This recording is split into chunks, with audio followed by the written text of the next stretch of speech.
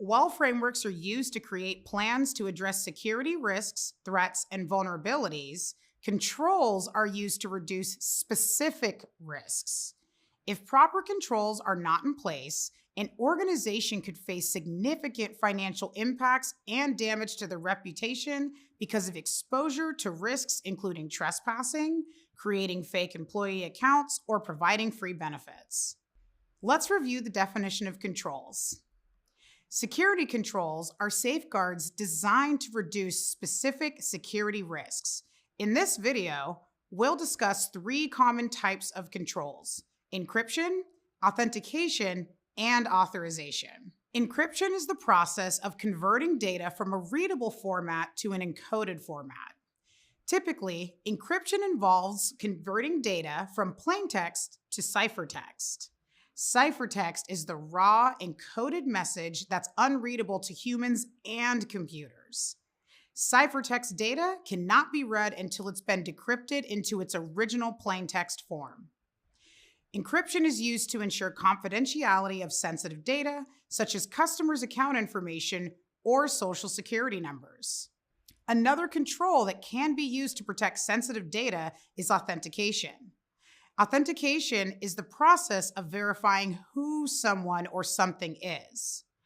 A real-world example of authentication is logging into a website with your username and password.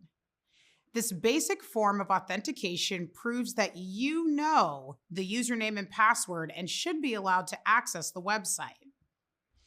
More advanced methods of authentication, such as multi-factor authentication or MFA, challenge the user to demonstrate that they are who they claim to be by requiring both a password and an additional form of authentication, like a security code or biometrics, such as a fingerprint, voice, or face scan.